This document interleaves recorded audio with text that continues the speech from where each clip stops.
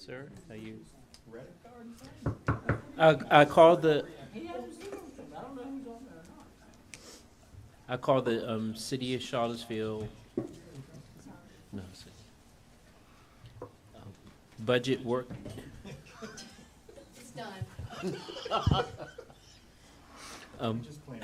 yeah, budget, work session to order. Madam Clerk, we're gonna, call, we have roll, so everyone is here and present. And so we're now gonna turn it over to Sam.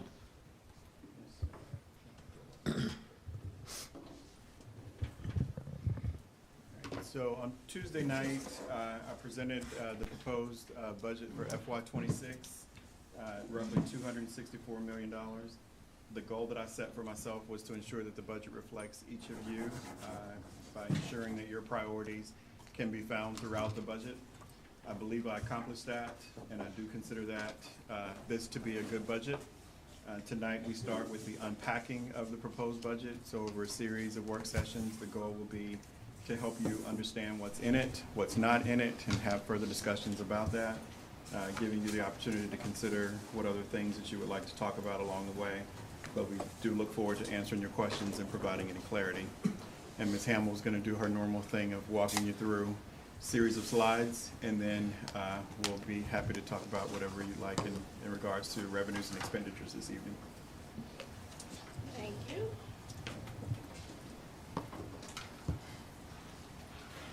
So as Sam mentioned, we're going to talk about the revenue changes from 25 to 26, talk a little bit about where we are in the current year with both revenues and expenditures. We'll also talk about the categories that make up the general fund. We'll look at details of expenditure changes from 25 to 26.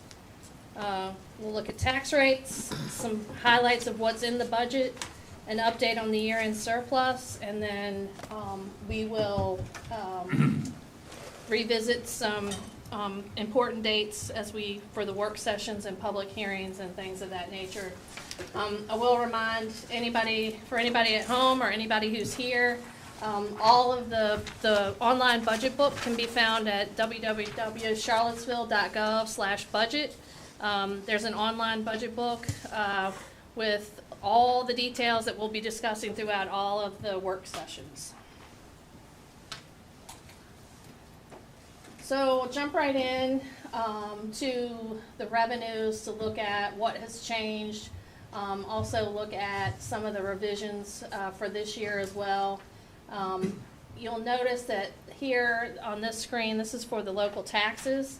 There are some taxes that are in red here. For the first time in a long time, we are actually seeing some of our revenues not performing as well as they have over the past. Some of this we believe is coming out of COVID. You'll also note that transit, the lodging tax and meals tax are both down despite tax increases with last year's budget. However, real estate and personal property are still going strong. The Commissioner's Office is still working through the personal property assessments. And so before we're done with this budget, there may be an adjustment there, but we're still working on that. And so overall, for the from 25 to 26 budget, there's an increase of about just under $8.7 million in local tax revenue. In addition, based on our adopted to revised budget for the current year, we're looking at about an additional just under $1.3 million, largely carried by the real estate and personal property. Any questions here? Okay. Moving on, license and permits. The B poll had a due date of March 1st. So, Yeah. excuse me, 4th. So that is still under review as well. Before we're done, again, that will probably see an adjustment that we'll be bringing to you. the budget change here is about $1 million. I would caution that the Verve, I believe, is one of the permits that's in here, which is skewing the numbers this year a little bit. That was a larger than normal permit fee. So you'll notice that for the projection, well, you don't see it here because I have them combined, but we did adjust for that. So 25 is an outlier a little bit in that category. State revenues. So, I'm sorry, I'm confused. So FY '25 is revised is basically catching up on as actual revenues have come in. But what we're actually looking at is FY '26 proposed, right? So we're it's actually giving, $1 million less than, so the 25 budget was $1.3 million. Our revised projections now have that at 12.3, which is the column all the way to the far Okay, so the right. So budget- about $1 million more is what we're expecting this year. so this is the budget change for '25. Correct. But in 26, it's actually a slight decline of just about $3,900. Okay, all right, thank you. State revenues, we still do not have a lot of information from the state regarding their budget. So we've generally made our best guess here based on what little bit of information we have. So that is accounting for that increase. The biggest part in the intergovernmental is we did see a very large increase in county revenue sharing this year. And so there's a portion of that that we allocate to the operating budget, which is what you see here. And then when we get down to the designated revenue portion, we do put the other part of that as we use that to transfer to the CIP. So overall, there's about, in this current year, we're anticipating about $168,000 change and about 2.2 million for more in 26 than what we budgeted in 25.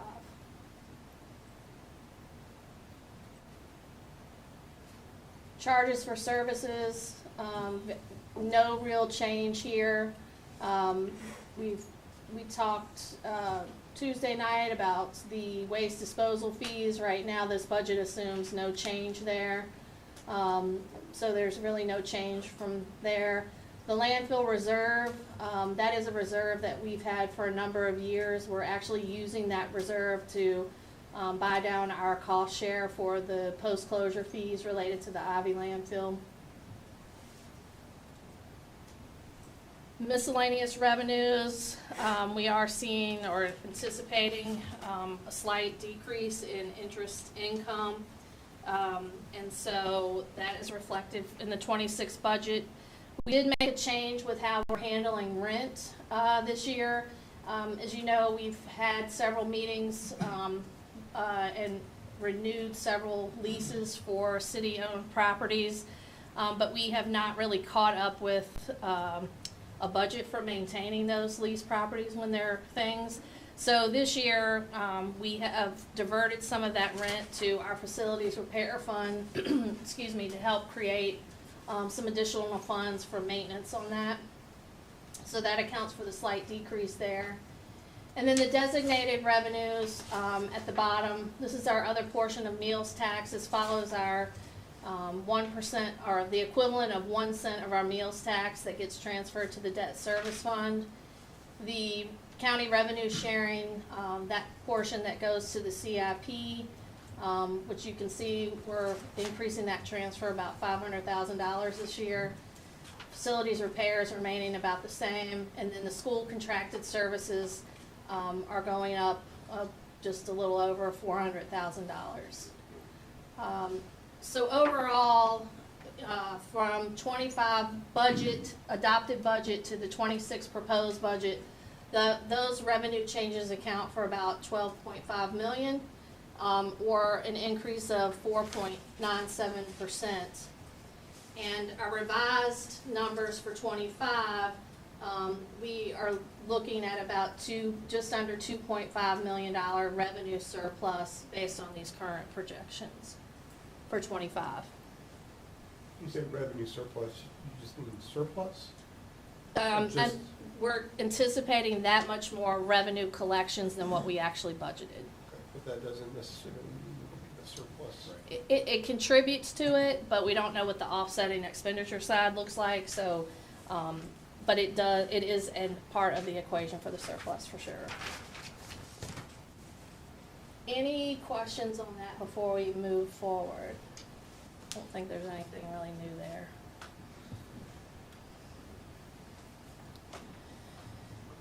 Moving ahead, so as I just noted, our revenue surplus, right now looks to be about 2.5 million.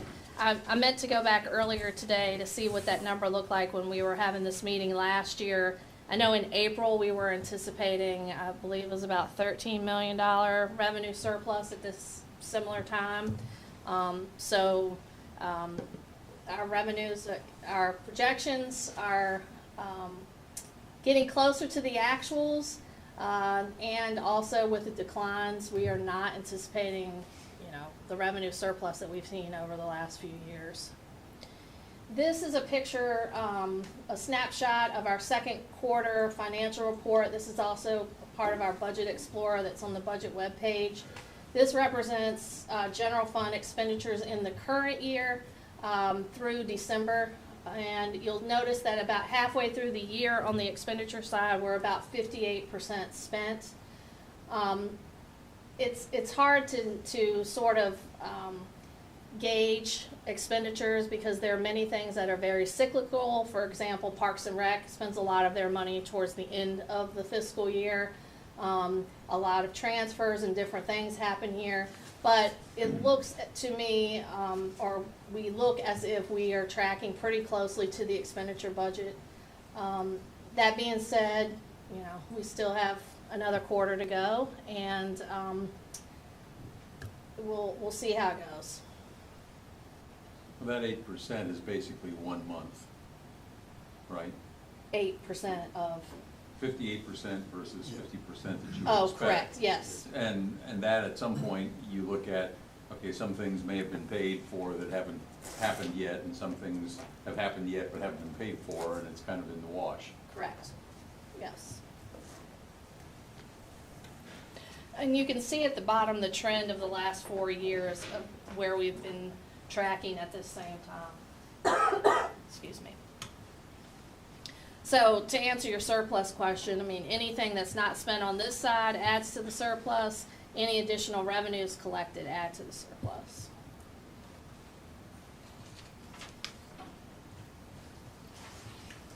So moving on to the 26 budget expenditures, this is just a pie chart. We talk a lot about the general fund sort of being the collector of all the tax revenues. It's sort of the central business of the city. This is where all the operations happen. This is how the budget divides up for 26, basically in categories.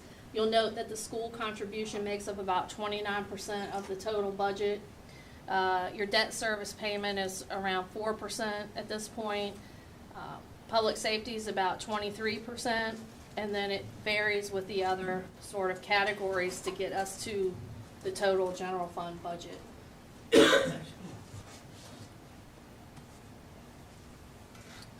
So we're going to take a look at, this is not meant to be a the everything list, but these are the major changes, what we would call the major changes from the 25 budget to the 26 budget on the operating side.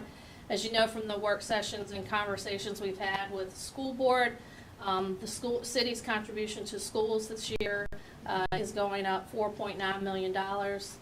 That's about $900,000 more than the formula based on our current revenue projections. But that does fully fund their ask of the city. Rent and tax relief gets adjusted each year based on the results of the annual assessment. Those dollars are going up $202,000. In addition, we are going to, through a joint effort through the Commissioner's Office as well as NDS, we will be purchasing and installing some short-term rental compliance software.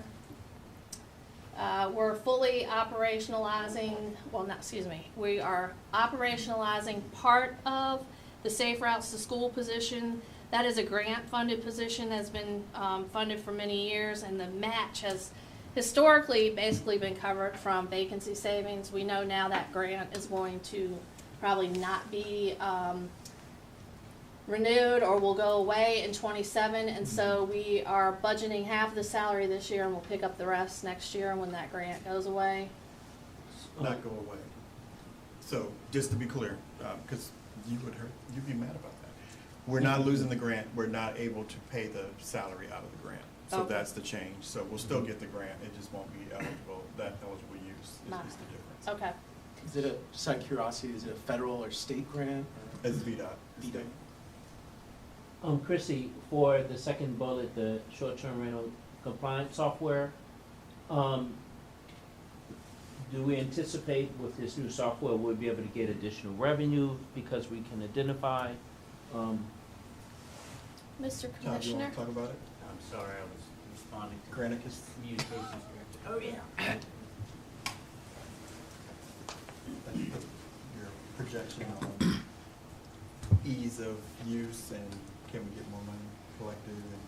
Well, we hope so. I mean, it should give us a better idea of where these things are. You know, right now, that's the trickiest thing is finding where the short-term rentals are taking place. We should be getting most of the lodging tax from them because the online intermediaries, your Airbnbs, excuse me, and your VRBOs are supposed to be paying that. This will help us check to make sure that they are, and then it'll also allow us to get some business license and business tangible personal property from the operators. So just for my information, right now, if someone operates a Airbnb or short-term rental, they're supposed to register with the city? Depending on where they are, most of them should. If they're in a residentially zoned neighborhood, they need to get a homestay permit, which is $100 a year. They need to get a business license, and they need to pay business tangibles, and the lodging tax should be getting taken care of by the intermediaries.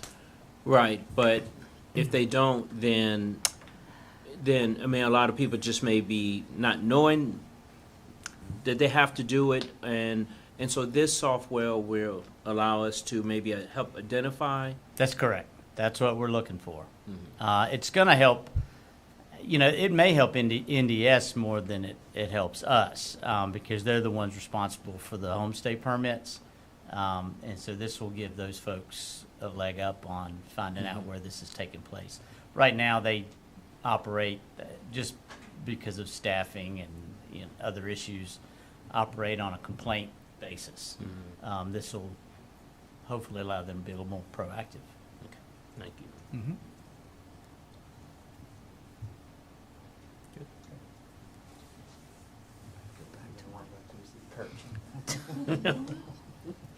Moving along, we're also operationalizing some of the costs related to collective bargaining. So the labor relations manager, also the legal and costing fees related to that.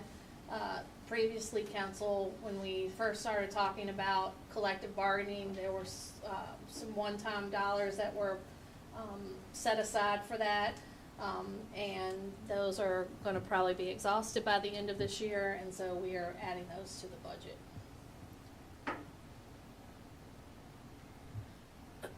Compensation and benefits. Every unaffiliated employee will receive a step plus a 1% pay scale adjustment. That came at a cost of just under $1.3 million. We have 4 collective bargaining contracts, 3 of which are basically funded in the general fund, so you don't see the ATU contract here, you see that as part of our transfer. The police second year of that is about $434,000.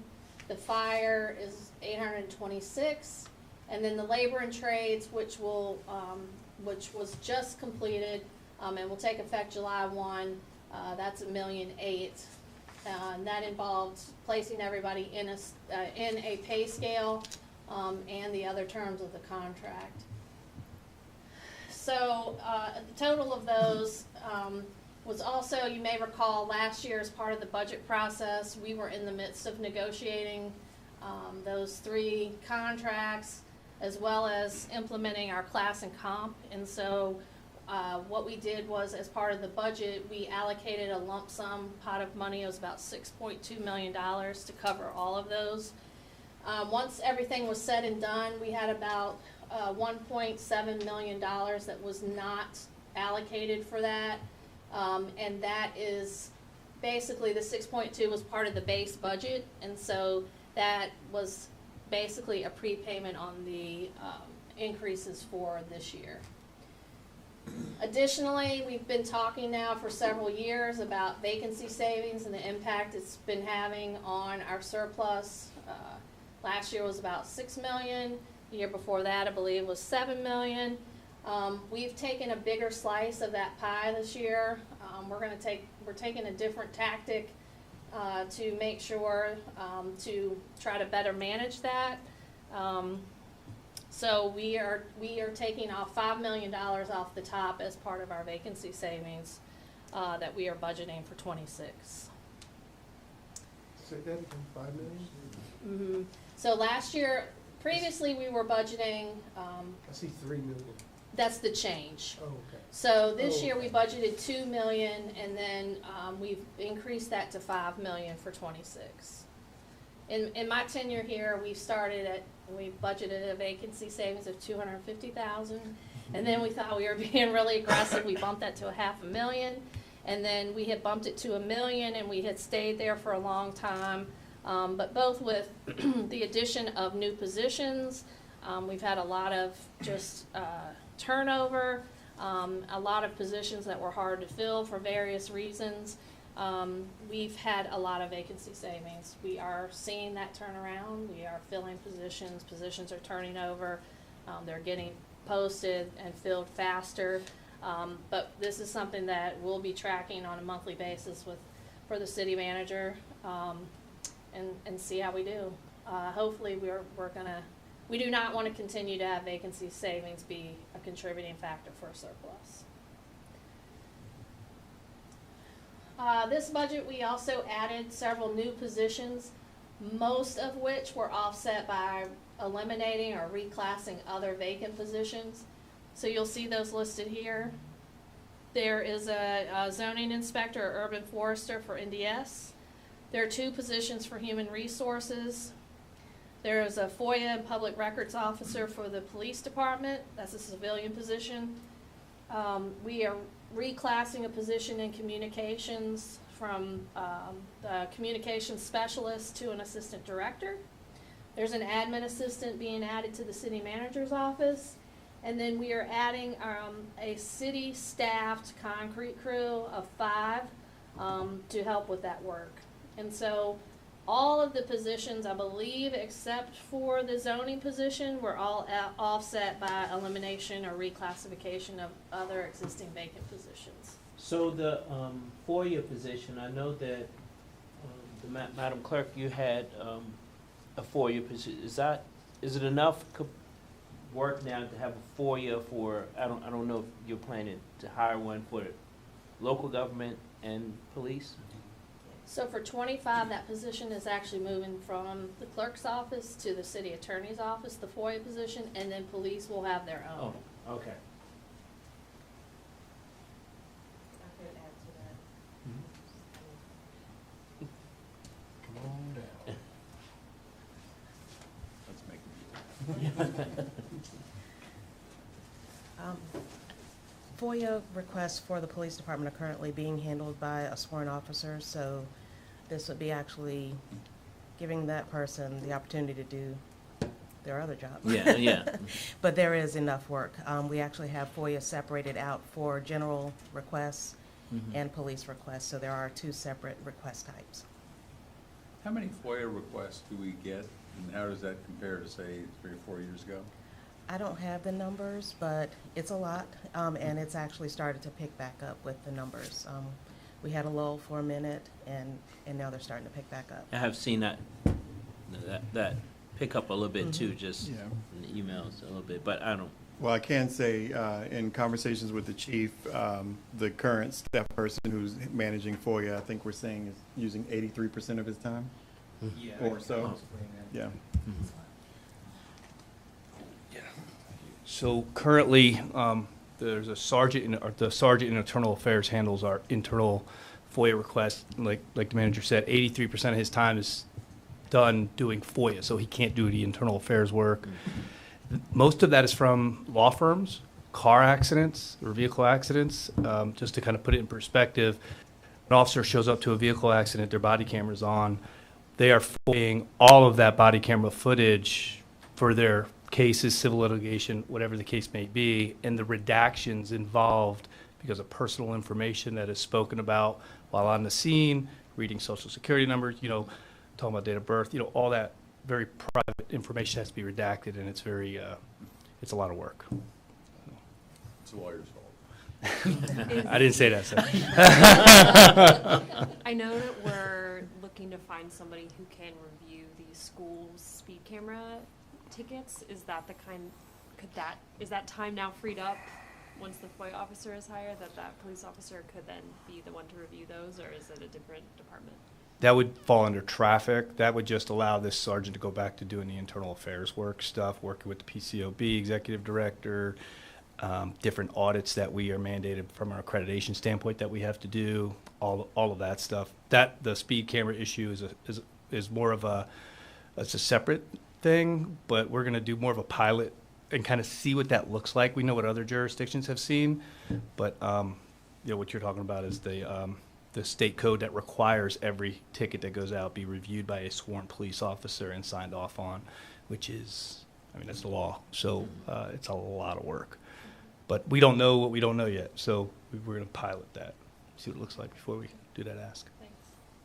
So you'll see that on next year's list probably, based on what he's telling. yeah. Thank you. Can you chat a little bit more about bringing the concrete crew in-house, please? Yeah, so, I don't know where he went. Give James his moment. So, Stephen Hicks, our Director of Public Works, we've talked about this for a long time. And I think he kind of witnessed me laboring over some of the conversations in this room with you all and with the Planning Commission in trying to get our VDOT portfolio rebooted and moving, and just being able to respond to some of the very basic requests for getting sidewalks in places that we haven't had them, and the requests have been coming in for 30 years is what I've heard in many instances. Once Stephen got into place, we started just handling small things like East High Street in front of the AT&T building, for example. I remember hearing that has been requested for 30 years. Yep. And it just never was done, and he got it done in no time. He said we can do more of this if we had a crew internal, because it's just the timing, procurement, and all the steps. Not that we're trying to get around that, but we want the flexibility to be able to do more of the small things. We found in doing the analysis of the VDOT portfolio that there were probably some ways that we could reimagine some of the projects, go down in scope, and get more done. So he has been talking to me about, I need a concrete crew. He, of course, wanted me to just give him 5 new people, and I said, can't do it. But because he has vacancies in the department, and he's been working to reorganize, my question to him was, can you really rethink this and see if you can use some of those positions? So he did. He went back, he took 3 positions and turned it into 5. And we're going to see what this is going to work out to be. I may have to have further conversations with him. I'm sure he's having conversations with James already about what he gave up and what he still needs. So we may end up finding at least one of those coming up later. But I think he feels good about what we're going to try to do. Great. And then we'll be able to schedule it as we need and Yeah. not wait on an outside We would have that contractor's control. I schedule. mean, we've done, we put in a sidewalk ourselves on Monticello, going down towards the interstate, as well as on Elliott. We put in a section ourselves for just a little piece that was missing for a long time. So he's proven to me that we can do it, so he just needs the hands. The other benefit to having this 5-man crew is that's now 5 more people who can help with snow removal. So Great. it's checking multiple boxes and leaf pickup as well. Excellent, thank you. With the eliminated positions, presumably like communications, I'm guessing turned into the assistant director Yeah. position. But for the eliminated ones, what was the justification for specifically eliminating those? Was it just time vacant, or the departments themselves saying, we don't really need this? Yeah, most of it was time vacant, and most of it was me saying that we can't let these go. We can't carry vacancies any longer. We need to do different things. The Home to Hope Navigator, it was really an exchange of, I take the position and increase the director assistance so that we can put more money out on the street to help those in need versus carrying a position that we might actually be able to live without, because we have. It's an adjustment to the current workflow, but I think we can try that out and see what works in that sense. But Chrissy knows that all I've been talking about is vacancies. This whole time that I've been in this seat, that's all I seem to talk about, of just trying to get this turned around in a way that we can start to realize what is normal, because it hasn't felt like it's normal when you see $6 and $7 million in surplus. And we have truly learned how to live without some of the positions. I won't say that's comfortably in every situation, but ideally, if we can live without some of them, you can use that same money and do something else. So that's really this strategy for this year. And we have multiple directors. It wasn't just Public Works that actually took a hold of the opportunity to come up with something different and bring it back, and they did. And I know both with the project manager position and the sustainability engagement position, those obviously relate to two things we've talked a lot about being aligned with our strategic plan. Right. What was kind of the justification specifically for cutting those? Yeah, the project manager position, because we actually we have more capacity on the project management side, because that's really what I've been asking for. The 2 years that I was in the deputy seat, I came to you all twice and asked for additional FTEs. That was just one that we hadn't filled yet, and it was just one that I said to him, okay, try to use that to come up with this version of what you're trying to do. The difference on the sustainability position is it's actually not a technical loss of a position. We're going to allocate the plastic bag tax, because we've been collecting that for two years at least, and we have not utilized it. So it's been sitting ready to be used. So in exchange for taking that position, I think we put in 90. We put in $90,000 into the sustainability budget. So that's a $12,000 difference. Okay, yeah, that makes a lot more sense, because I thought I remember recently seeing it, like, being on the city's social media that position was being hired for. Yeah, it was, well, I hadn't told anybody what I was thinking about doing, so I didn't want to scare anyone yet, but I was studying the list and trying to make decisions on what I might do, and that was the trade-off. I was trying to, in each of these situations, I was looking for a trade-off. It was really a chance to work with the director to make a different decision and to try to see if we could meet in the middle and not have it be one of these moments of, oh, you took my position away, now I can't do what you're asking me to do. It was more of a, I'll give you this in place of that. Thank you.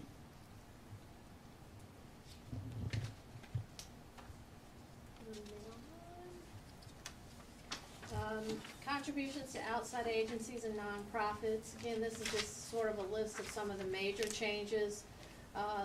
The pot of money for VCF remained flat. We increased it by a whopping $552, but that's still at $2.3 million. There were several increases. The regional jail, the increase there, part of that is operational, but also part of that is realizing some of the increase related to the debt service for the renovations. The library, the health district, ECC, Blue Ridge Detentional, most of those increases are again related to operational increases, both for salaries and benefits in their shops, as well as just software and other things that they had in their budget. Slight increase for John at $176,000. The Visitors Bureau actually went down by $179,000. Again, that's based on a calculation on our lodging tax. Is that right? Lodging tax, yes. The first, they get a portion of the first 5% that we collect. The SBCA, that is, this amount, this increase is representative of a new contract that we have finished negotiating that will be coming to council for approval. And then two line items that were added to help address the homeless interventions are, there's $500,000 for low barrier shelter operational support, and then additional $250,000 to go to BRAC to help with that. You may recall also that last year we parsed out some agencies and for what we called as fundamentals. And so most of those were funded flat this year. There were a few increases. Offender aid did get a slight increase. Pathways was increased to account for the increase in administrative cost. And then Foothills and Child Health Partnership got some slight increases as well.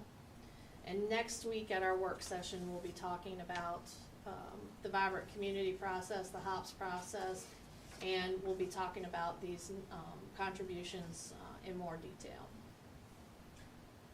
And I doubt anybody from the public who particularly cares about it is watching.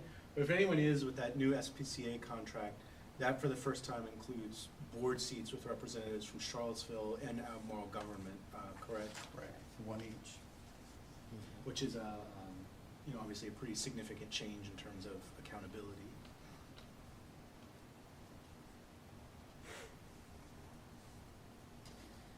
Moving on, the intergovernmental or interagency transfers. As we have continued, as our 5-year CIP plan has continued to grow, that will be our third work session in this series. We'll be talking about the CIP and my favorite topic, debt service. Our debt service is continuing to grow as well, which means that the transfer from the general fund also needs to continue to increase, and this year will be increasing about $1.4 million. That transfer is still not fully covering our debt service payment, as we have been supplementing that with a fund balance in the debt service fund that we built up in anticipation of being at this point. So we'll talk about all of that, but the general fund, again, that increase is going up another $1.4 million in '26. Our transfer to CAT is going up $600,000. Few changes there.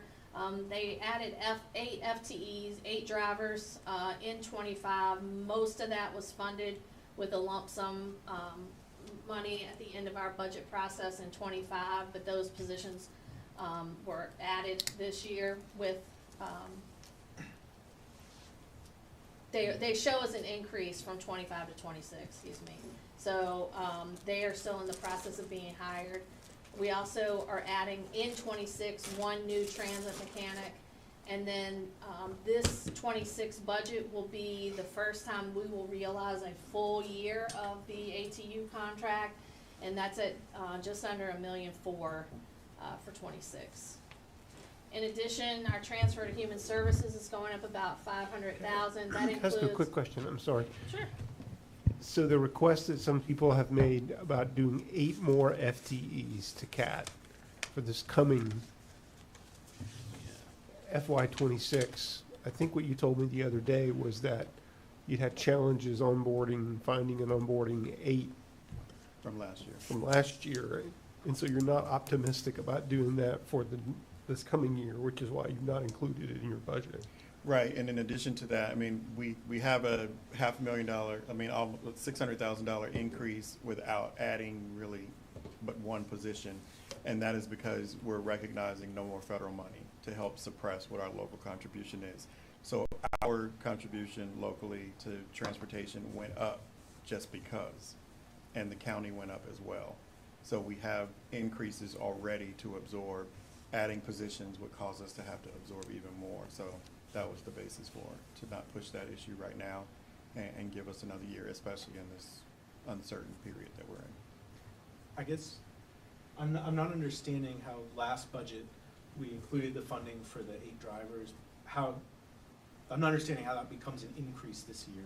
It's not an increase, and it is confusing. I paused there when I said this. So the method to the madness when I did this is if you go to our FTE count in the budget book, you will see that the FTEs for CAT from 25 to 26 have increased by 8 FTEs. But that is because the FTEs were not, we just budgeted as a lump sum in 25. We didn't put it in personnel because at the time it was just for additional capacity. It has since then been decided that that was for drivers, and so they've been added. So this was just, but I agree with you, it's confusing here. Okay. Yeah, so it's really not part of the 600, that's the change here, but it is an explanation of their FTE count went up. I think I understand. So if that was the case, when were those 8 bus driver positions like first advertised, and kind of what was the length of period where no one could be hired? I don't know that I know. I don't know when they were first advertised, but it wasn't a big deal. I mean, it has been through most of, yeah, Yeah, so the positions were available July 1. yes. That was the earliest that they could have been advertised. We constantly advertise, so there was no stop to that process. Part of what I've said, and James and I have been talking a little bit about, we need to try to figure out where we are with our ability to attract drivers, because the market might be speaking that we just don't have enough people who want to be a bus driver, especially when you think about, we actually have 4 different operators in this area. That's the same market, UTS, us, Jaunt, and ACPS with their public schools. So there's a challenge in our ability to ramp up by just adding these positions. I felt like based on what was happening in the current year, I would be potentially adding more that might not get filled, thereby contributing to a surplus again. So this was really just a matter of, let's see if more time will get these spots filled. By the time we end this next fiscal year, I'm certain that there'll be a recommendation for more if things continue like they had been. I just don't know at this moment what really is happening in our not being able to fill every single seat. We lose drivers just the same as we're hiring, so there's a turnover in that space, and I just think that 8 was a lot to add at one time, and we're just seeing that. I'm sure you all would do this anyway, but as soon as as soon as we fill 8 and there might be demand for a 9th, we'd like to know that. Yeah, well, I'll tell you that's already understood, that if we were to get to a place where all driver seats were filled, we still need to look and see, is there a way for us to bridge? That's what I call it when I ask Chrissy to help me spend money that we don't have. We will bridge into the new year. And that, in doing that, that would be giving Garland the authorization to start filling. So we would overhire in that moment. And then Chrissy would go to work to figure out where do we find the money to make sure we pay for those folks for the rest of that fiscal year. And then there are automatic decisions that have been made for the new year, and I have to be able to pay for those. Okay, thank Yeah, you. but we would definitely Yeah, do that. And I'm sure you would, but just wanted to say. Well, it. because we're always looking, I mean, we're still, to Counselor Payne's point, because he's probably going to say this next, so I'll say it first. We're not back to our pre-COVID level. That's a priority of mine, is to get us there. But we really should have been back by now.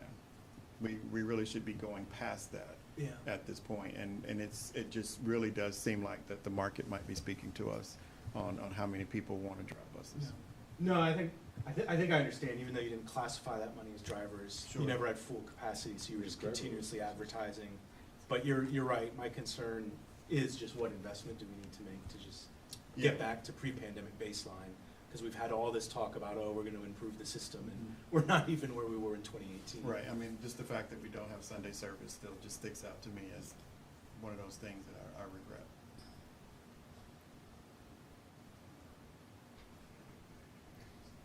So moving along, our transfer to human services is going up about $500,000.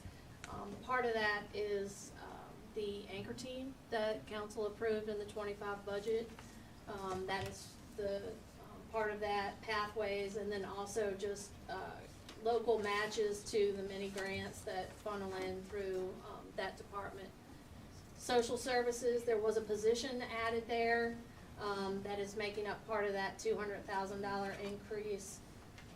In addition, forgot to mention, there were a couple of position reclassifications, that was another department who took a look at some positions that were vacant and reclassed those to better utilize, some in different areas. The CSA fund, the local match is going down about 100,000. The transfer to the parking fund, everybody's favorite thing. That is $900,000 this year. That is a change. You might remember, for many, many years, the parking fund was transferring money back to the general fund. It's going in reverse this time. That is to help cover, the $1.4 million increase for the Water Street parking garage lease. The parking fund has absorbed, 500,000 of that. 900,000 is coming from the general fund. The hope is that, like the parking revenues that we weaned off of the general fund off of to the parking fund, hopefully we can wean the parking fund off the general fund for match for this lease as time goes on. Fund balance target adjustment. So this was a tool that we used, we had used for many years. It was, our fund balance policy is that we maintain 17% of the budget as our reserve. And so as your budget grows, the amount of dollars it takes to make that 17% also grows. We had basically been budgeting about $500,000 to make sure that we were meeting that target. Essentially, we were budgeting a savings there. As we've continued to have large surpluses, it's silly to be doing that, so we have removed that out of that budget. As our surpluses continue to come down, if we start to feel like we're getting risky, that might be something that comes back, but for now, that has been removed. So is that 17% one of those things required by the rating agencies, or is that kind of our number? So it is a city the fund balance policy is a city policy. It is one that is scrutinized during our bond rating process. We have, over the years, we have upped it up a little bit. For a AAA bond rating, city from our peers, 17% is a little low. But we have not, it has not been a problem because we have not had to dip into that fund balance. But it is a policy that the rating agencies review and for compliance for sure.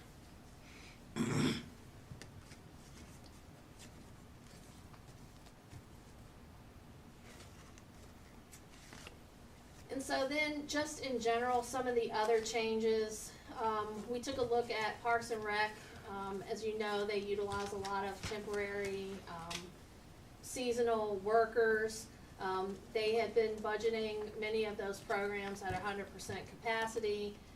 One of the budgets that, operational budgets that has been largely impacted by COVID and a slow recovery has been Parks and Rec.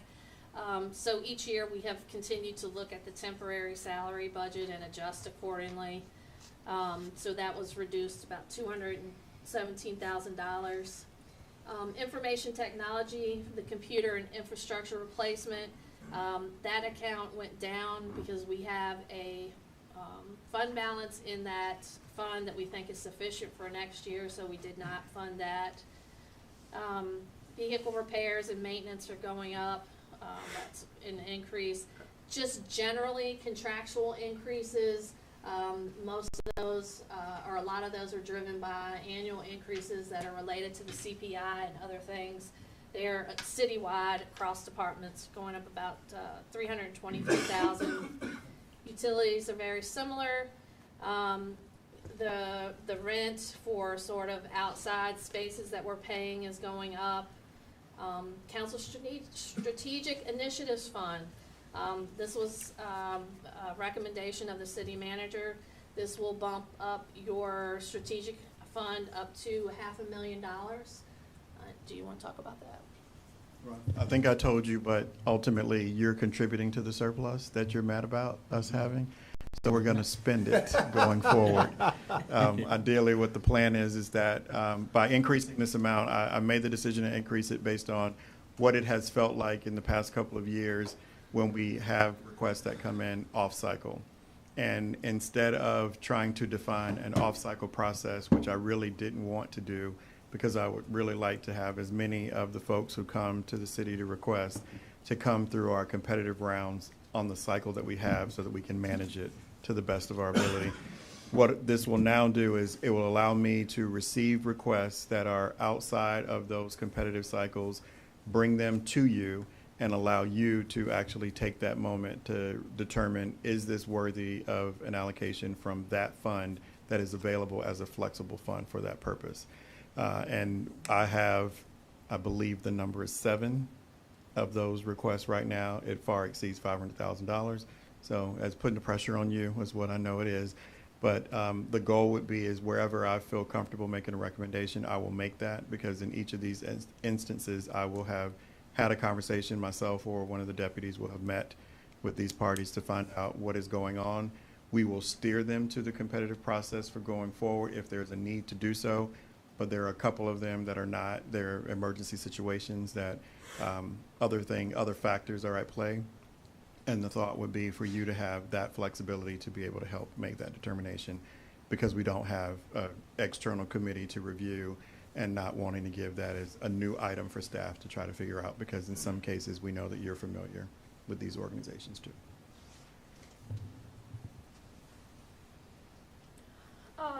Just a few other things. We did look at the budgets that departments were budgeting for overtime. There were some very small budgets that were being budgeted for bonus pay and other things that we removed. We are increasing the tuition assistance program by about $15,000.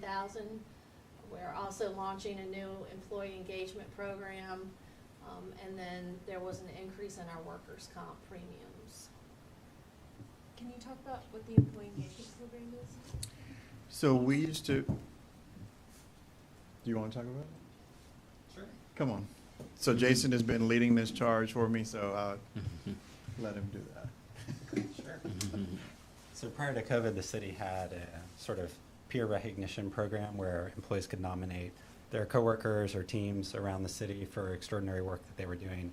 And so this is just an effort to sort of bring a program like that back. And so the city's innovation team, along with the city manager's office, has been working on sort of developing the framework of that. And so there'll be nomination forms, quarterly recognition, and the basis of the program is your mission and values. So you can nominate someone in one of those categories. We'll try to recognize employees that sort of represent all of those, and it's a good way to let everyone know what those are and sort of integrate it into our work each day. So, Great. yeah. Thanks. And there'll be a big celebratory moment that will be the crescendo for recognizing those special employees, and the name of the program is Thrive. Comes directly out of your vision statement. Thank you.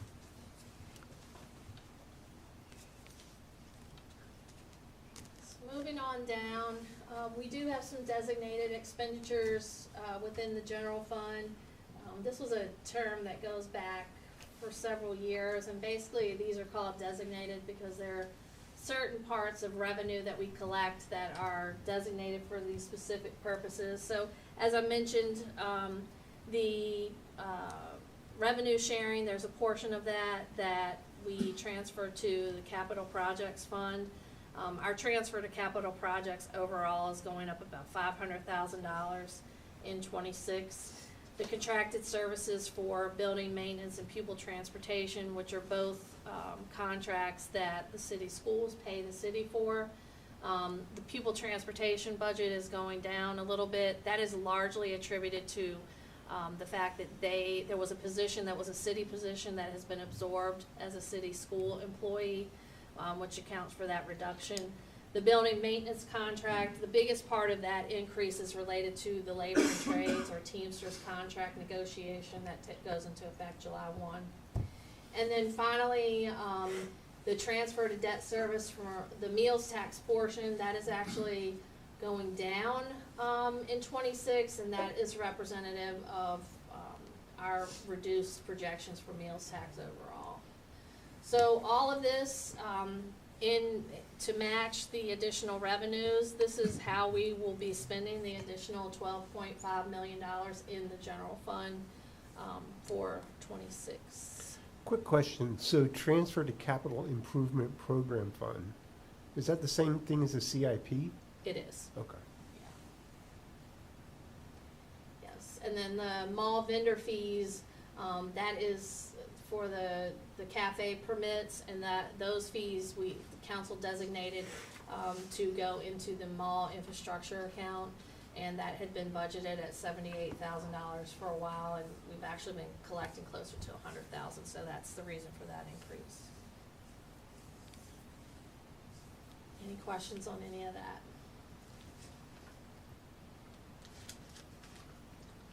So, one thing, Sam is very happy to say, there are no tax or fee increases included in this budget. Real estate tax will remain at 98 cents per every $100. Meals tax at 7%. Personal properties at $4.40 for every $100 of assessed value.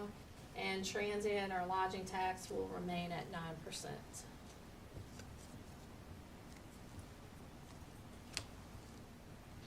Few other highlights of what's in this budget. As we've noted, all employees will receive a pay increase, either through the terms of their collective bargaining contract or the class and comp system. We are providing an additional $4.9 million to the city schools. We're adding $750,000 for ongoing funding for homeless intervention. We're increasing the general fund transfer of debt service by $1.4 million. Our contribution to CAT's going up $606,000. We're increasing our contribution to social services and human services by $804,000. This budget also includes a $189 million 5-year CIP plan that does include increases for the school priorities account as well as the lump sum account for schools. It includes $7.8 million for new sidewalks and sidewalk repair, $1 million for safe routes to schools, includes $52.9 million for affordable housing projects. That also includes, that number includes the Carlton Mobile Home Park as well as the commitment for the Salvation Army, and $8.7 million for an ADA transition plan. Could you please go back to the slide that had the transfer to capital improvement program fund? That was 2 slides before. Yeah. So I'm sorry, I should know this is my 4th time doing this, but Okay. this is to sort of just top off for the next fiscal year the needs for the CIP. Is that what this is? So we have a financial policy that says that the CIP will be funded by at least 3% of your general fund budget. Got it. So that was $7-point-something million. We're actually contributing about $8.3 million in total to the CIP. It's just increasing by about $500,000 from 25. I see. This is the change. Correct. Any other questions there? Nope. Okay. So, stop there. So that list, again, that's an attempt to remind you, that's supposed to be you on that slide right there. The goal is to make sure that it reflects what your priorities are, and as you have expressed them, I didn't check Chrissy's list to make sure that I wasn't thinking there was something else to go on it, so I trusted her to pull it together, and I'm okay with the list. So I just want to make sure that that's the way you look at that. And the goal for us is over the next few weeks is to find out from you, is there something else? Is there something in the way of the numbers needing to be adjusted to make you feel satisfied, I guess is what, the way I'll put that to you. But ideally, again, my goal was to reflect what I was hearing from you as we've talked over the past few months. So the items on the CIP that you have listed there, we'll get a crack at that. Yeah, all you'll by have a themselves. session on the CIP Yeah. specifically, so all the details will be there. I believe you'll see more distinction about what else you can think of that you would have asked for. You'll see that in those different line items as well. I think that's the 20s, this is the last work session before the wrap up. Okay, the increased city's contribution to CAT, that's for the driver positions as well as That's our The local, buses? that's our local cost increase. Okay, That's really what that reflects. I see. That's Wait a this second. number. Yeah. It's not expanding capacity. It's not expanding capacity beyond what has been allocated in this year's budget, Yeah, okay. except that we're adding a mechanic for FY '26. But it does also reflect an increase for, disappearing our CARES money. Right. All of that is It's gone. replacement. I see. Can you go back to the last slide? This one? No, to the very last. The highlights, your slide.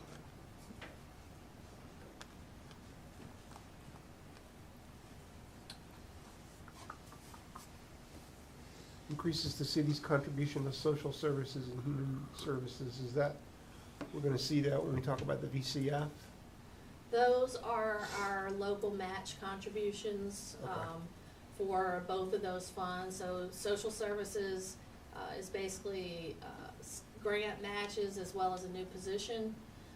Human services, that represents our, share of the team, as well as grant matches and other programs there as well.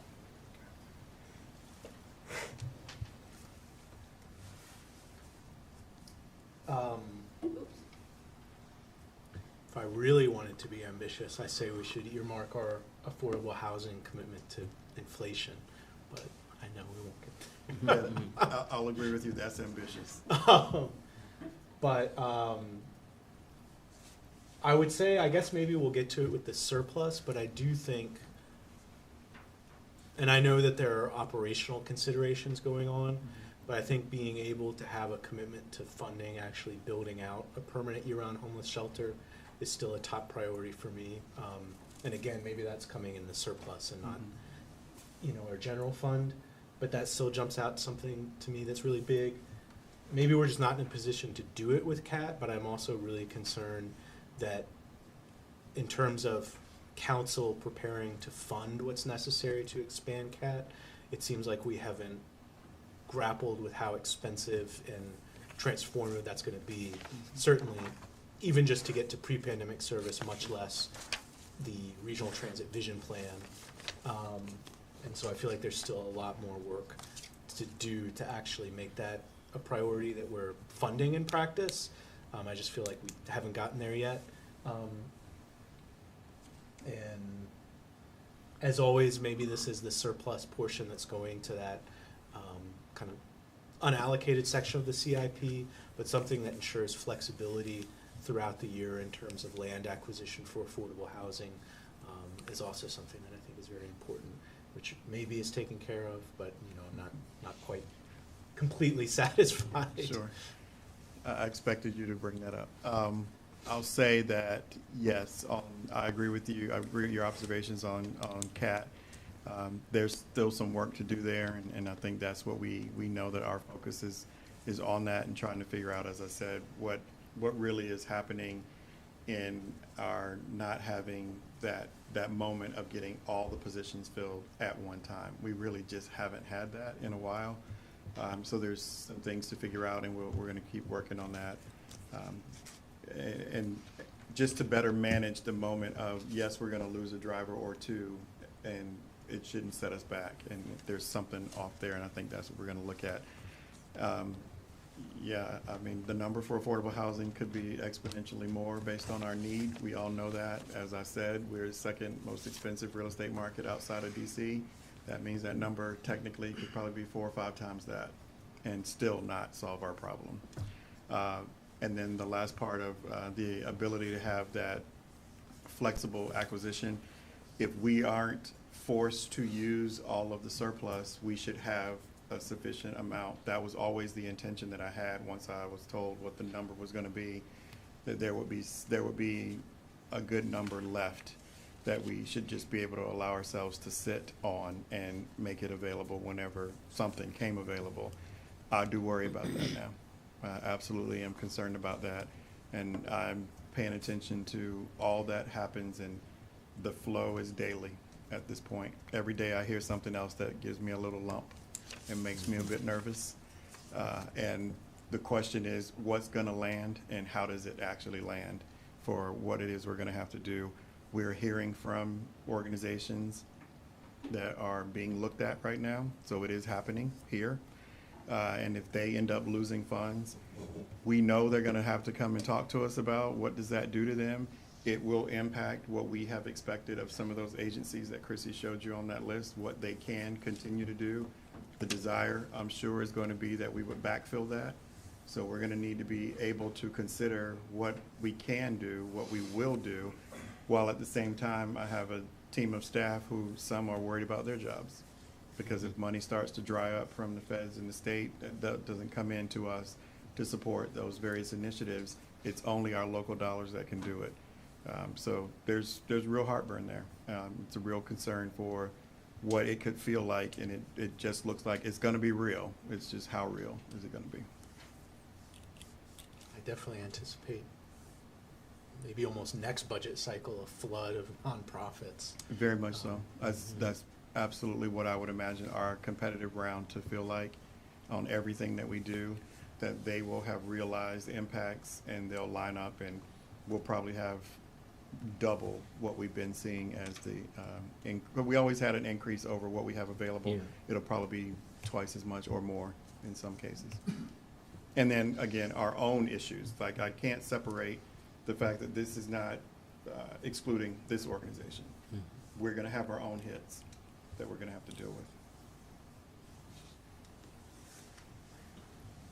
So moving along, stealing the thunder a little bit. I forgot that was next.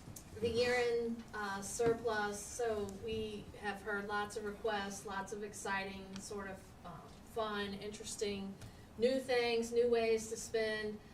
There are some potential housekeeping items that we do need to consider, that we will be talking to the city manager about. For example, if you recall last year with 3 collective bargaining contracts, there is an impact on the pension liability with the contracts. The impact of the Teamsters contract is about $1.1 million. We're also looking to reserve the healthcare fund to replenish that reserve, ideally at $3.5 million. And then there's also an opportunity, which we'll talk about when we get to the CIP work session. Our debt service costs are rising quickly. They're outpacing what reserves we have in the debt service fund, which will be putting more and more pressure on the general fund on an annual basis. So this is an opportunity to use some one-time money to help buy some of that down. So those things are not, they're not fun, but they are sort of housekeeping items to consider as we talk about uses for the year-end surplus. So what she's saying is, that's how much she might want to spend first. So that's 22, it's more like right, 18. at least. So that's part of the conversation. So what I've asked Chrissy to do is to build out that list of what are the things that we would normally revisit when we have a surplus, because we've been able to condition ourselves to do that now for a good number of years at this point. And as she mentioned, we were able to absorb the impact of 3 collective bargaining contracts coming on last year because we had a sizable surplus. We were able to go ahead and prepay that and absorb the new costs. So the goal is to try to do that again because it just saves us that pressure. But these are things that we need to do first, and then we start working the list of other things. And I already have what is the beginning of a list, and everybody who works with this organization has something to put on the list if I let them. So that 22 could disappear very quickly, and we still have other desires that we know that you would like us to prioritize. So I can say to everybody, it's not enough to do all those things. That's very easy for me to say. And because, again, of the uncertainty, it definitely won't be enough. So there's going to be some real arm twisting to get me to spend. With the healthcare fund reserve replenishment, is that something we ordinarily do every year? I just don't know much about what our processes for that are. It is not something we do every year. It is, our healthcare fund has had very healthy reserves. largely, again, it's a COVID impact, we think. People weren't going to the doctor, our healthcare costs were, our claims costs were low, until now they're not. And now we're seeing, extraordinary claims costs, on a regular basis that continue to trend up.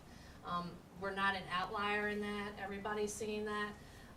And so, there's only two ways that that fund gets funded, is either to increase health insurance premiums for employees or for the city to pay more. And so much like the debt service fund, where we have the fund balance, we try to find that balance, but that reserve is dwindling. And so, this is an opportunity to try to beef that up a bit, to help it, help level out future costs. Are there like internal or industry standards for what that reserve should be that I assume we're not meeting or we're close to not meeting them?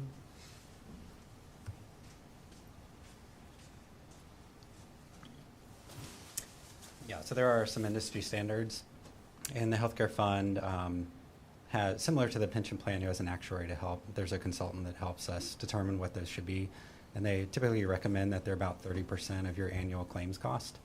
And so, as Chrissy mentioned, during COVID, people were deferring elective surgeries and that sort of thing, and so we had a fund balance close to 50% of our annual claims, which was too high. We didn't need that much money in there. But very quickly, that began turning around. You have a couple bad years of claims experience that you have to pay out, a few extraordinary claims, and we've fallen below that 30% threshold that we'd like to be at. So that's what this is representative of. Kind of like roughly where are we at now, just out of curiosity? It's around that. I can look and certainly let you know. But we've gotten like a little In the below it. 20s probably, yeah. Thank you.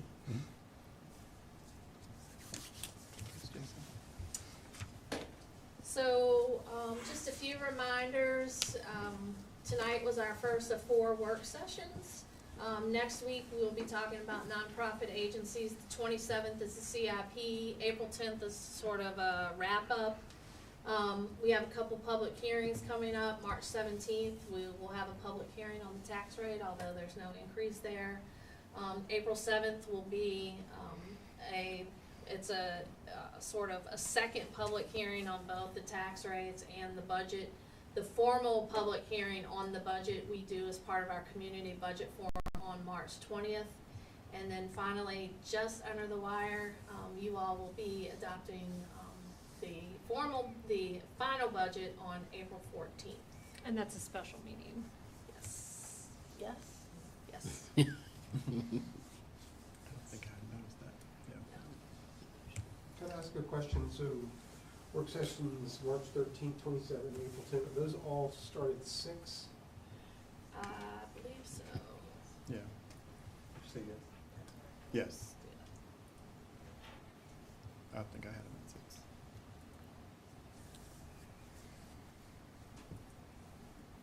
And the community budget forum starts at 6 too, Yeah, I'm double checking. just Thursdays. Yep, they're all at 6 o'clock. And, this schedule is on the budget webpage as well for anybody who needs that schedule. You can find it on our budget webpage.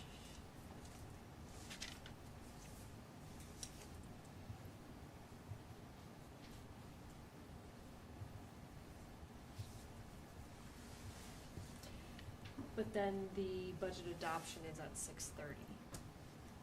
So that's is that a regular council meeting? I thought. 7th is a regular council meeting.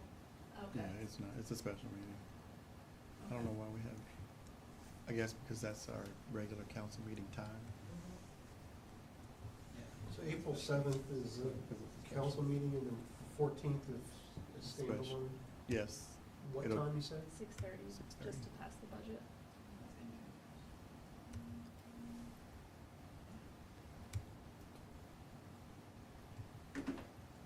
City Hall, presumably? Yes.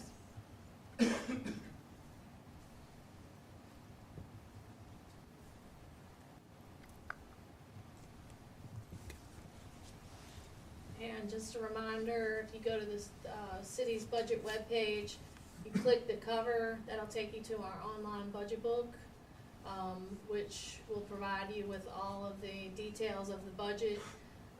There is a summary here. The CIP is all in one. Department and fund budgets can be found here. There's also, under the more, there's an index, which will take you, is our table of contents, which you can directly click to go to any of those pages. But you'll be able to find any of the information related to the budget, and we're happy to answer any questions. You can also reach us at budget@charlottesville.gov as well. And I know it's not new, but I feel like it always should be highlighted what an incredible transparency tool that is. And if anybody in the public is watching, really do check it out, because it's, I think, an incredible amount of information and transparency. Thank you. My colleagues, Brian and Lauren, spend a lot of time. Brian designed the Budget Explorer tool. Lauren did the work on the budget book. We all did as part of a team, but most of the lift was done by Lauren. But the Budget Explorer, to that end, this is where you will find quarterly reports as well as CIP summaries. We do update those on a quarterly basis, so I do encourage you to check out the information. And so that could be a good use of the employee engagement kudos. Yeah. Good idea. No, you just. Don't listen to Todd. And that is the end of our presentation, so. Okay, so we've been asking questions as we've been, going through the presentation, but any other comments, or I'll start with you, Brian. Yeah, again, I said this Tuesday, yeah. I This think this week. is a great budget. I appreciate all the thought that went into it, like always, every time. I'm very sensitive to the point about the risk that we're trying to mitigate right now. It's real, and I think we're in a good place to mitigate that risk compared to a lot of people. We have a lot to be grateful for, but we also just have to be thoughtful and wise. So anyway, again, thanks for all the great work. I think it's a good budget. Yeah, I mean, I can think of several ways to spend the surplus, but also acknowledge that we are in unprecedented times again. And so there's like little things in here that obviously we're gonna work on in more detail as we go, so I'll save comments for that. But thank you so much for, Thank you. all the hard work that you all have done. Remind me, when will we see the allocations made through HOPS and CAF? So you'll see HOPS next week. CAF will be a council agenda item, so that's a separate action because those are different fiscal year funds that you'll be addressing. But we're gonna, I'm sorry? CAF on the 17th. CAF on the 17th as well? Oh, 17th of the council meeting. So CAF will come on the 17th as an action item, but HOPS will be included as a part of VCF next Thursday. Okay.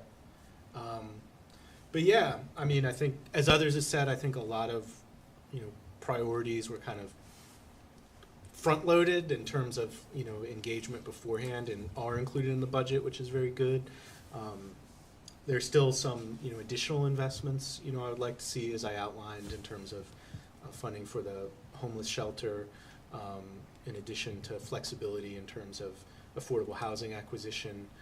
And on top of that, if Albemarle County funds that position for eviction prevention, making sure that we have flexibility to fund, our half of it as well, which I think would be very important.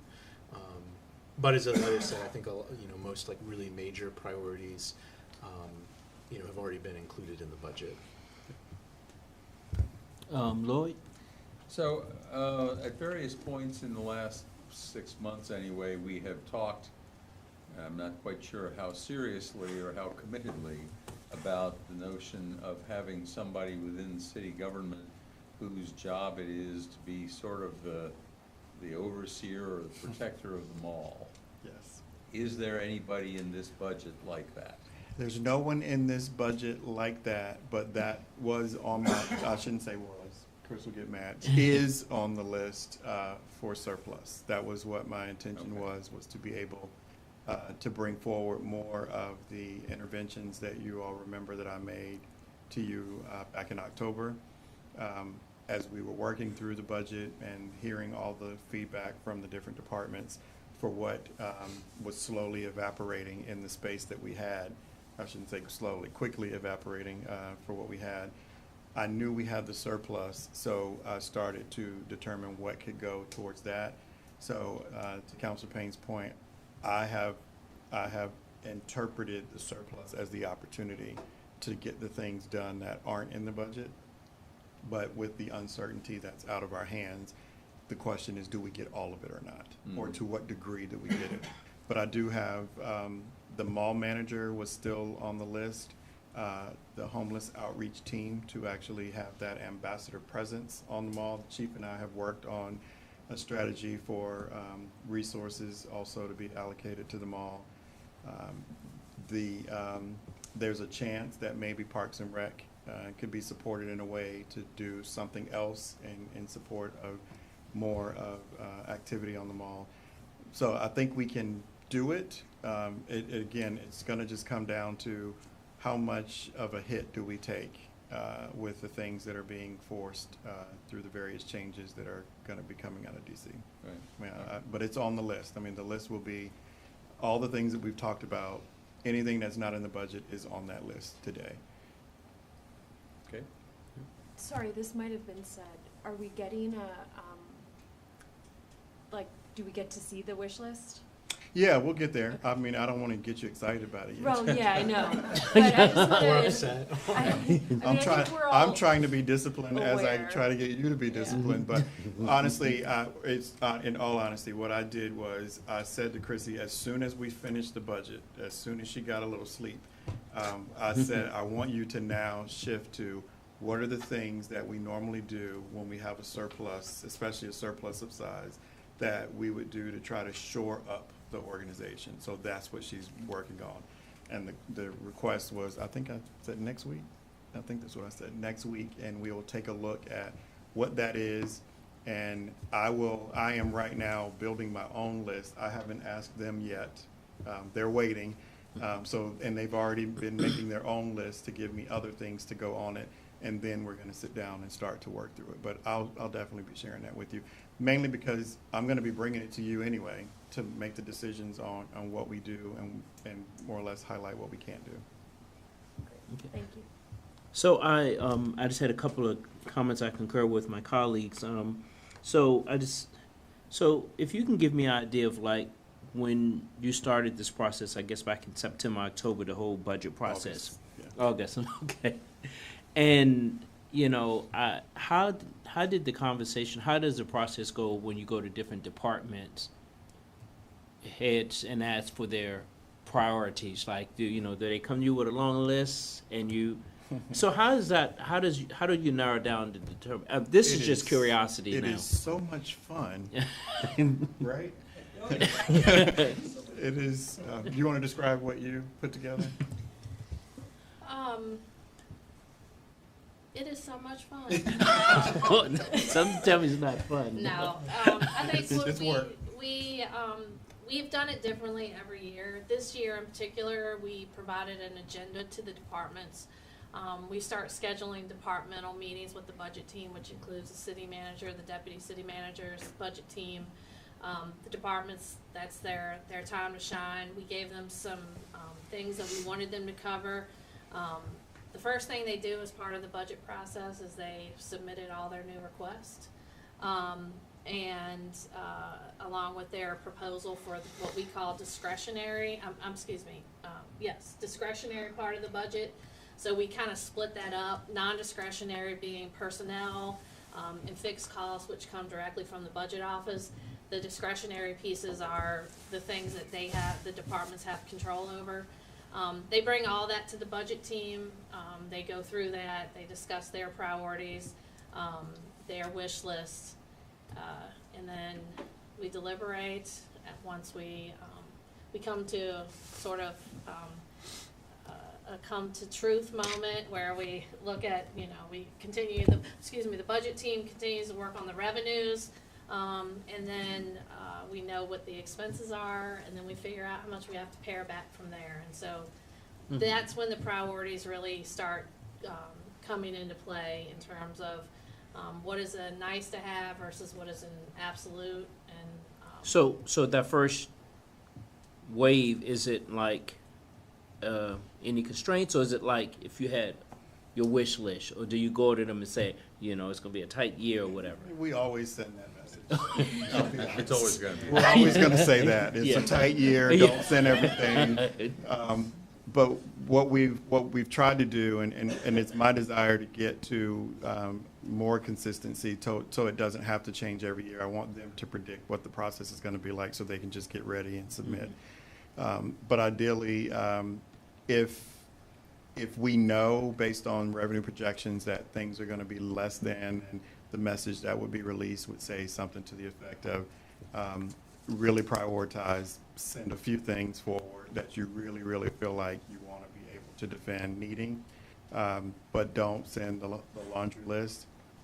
I'm not a fan of a laundry list, mainly because we can't do it, and we know we can't do it, so there's no reason for folks to be allowed to create this hope and dream of getting all these things that just can't happen. If we just said, send me everything, I'd be asking you for a tax increase every year. I'm not gonna drive myself to that crazy moment of doing that every year. I'm gonna let you drive me to the crazy moment instead. But I will say that the desire is for it to be a collaborative process. So all of the department heads have a resource in a deputy or myself, depending on how they report up, that they can work with to put their budgets together. So that should help the process on the budget team side, because that's one of the people that's in that room, possibly fighting for them or saying, I'm gonna let that one go because I agree that that's more important for the global organization. Yeah. So all of that does happen, but when it gets tight, they get messages, meaning the deputies get messages, go back to your people, start telling them, that's not gonna happen, that's not gonna happen, that's not gonna happen. But instead of me deciding what's not gonna happen, y'all decide and bring it back. So my last kind of comment is, like, even outside of the 5-year CIP, is there anything that